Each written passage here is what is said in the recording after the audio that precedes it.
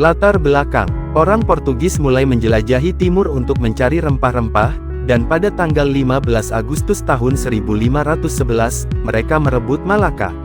Selanjutnya, perhatian mereka beralih ke Maluku, yang dikenal sebagai penghasil rempah-rempah utama. Mereka membangun kerjasama dagang dengan Kesultanan Ternate di tengah persaingan dengan Kesultanan Tidore. Namun, hubungan antara Sultan Hairun dan Portugis memburuk seiring waktu. Awalnya, elit Ternate menganggap Portugis sebagai sekutu yang bermanfaat, tetapi perilaku serdadu Portugis yang tidak disukai menyebabkan penolakan. Pada tahun 1560-an, konflik muncul ketika Muslim di Ambon meminta bantuan Sultan Hairun untuk mengatasi usaha pengkristenan. Sultan mengirim armada yang mengepung desa Kristen Nusaniwi pada tahun 1563, tetapi pengepungan dibatalkan saat kedatangan kapal Portugis. Awal mula Portugis datang ke Ternate. Bangsa Portugis sampai di Maluku, tepatnya Ternate, pada tahun 1512.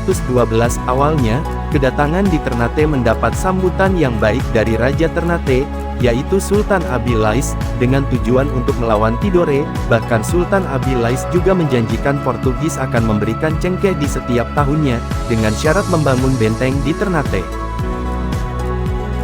Sebab-sebab perlawanan rakyat Ternate. 1. Monopoli perdagangan Portugis. 2. Portugis ikut campur dalam pemerintahan Ternate. 3. Penyebaran agama Katolik. 4. Keserakahan dan kesombongan Portugis. Perlawanan Ternate di bawah kepemimpinan Sultan Hidayatullah. Tokoh perlawanan Ternate terhadap Portugis yang pertama adalah Sultan Dayalu, putra Sultan Bayanuloh yang berkuasa antara tahun 1529 sampai tahun 1533.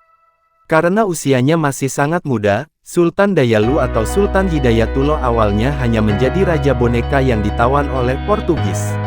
Pada 1533, ia dibebaskan dan merelakan tahtanya untuk sementara karena tidak ingin berada di bawah cengkeraman kekuasaan Portugis. Setelah menghimpun kekuatan dari Tidore, Bacan, dan Jailolo, Sultan Dayalu berusaha melawan Portugis, tetapi meninggal dalam pertempuran pada 1536.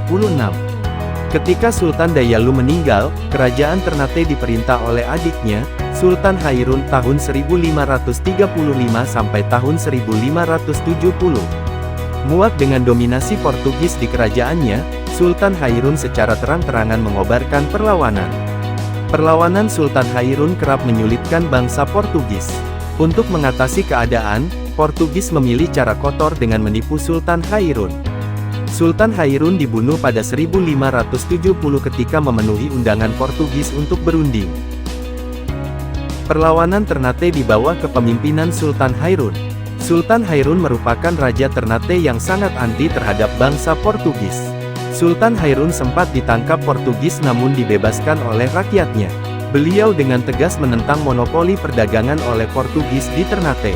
Rakyat Ternate di bawah Sultan Hairun melakukan perlawanan dengan menyerang benteng Portugis.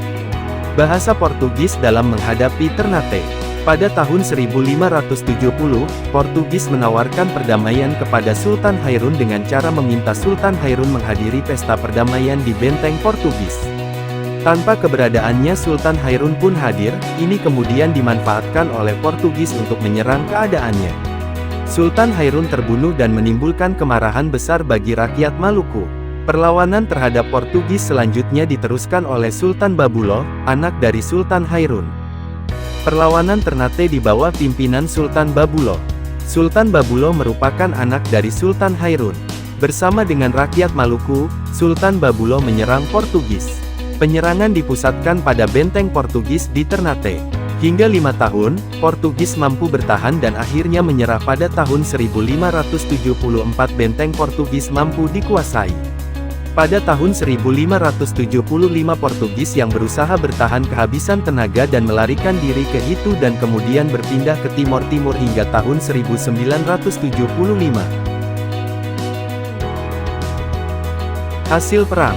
Hasil dari perlawanan rakyat Ternate terhadap Portugis pada perang tersebut adalah berhasil mengusir bangsa Portugis dari Ternate.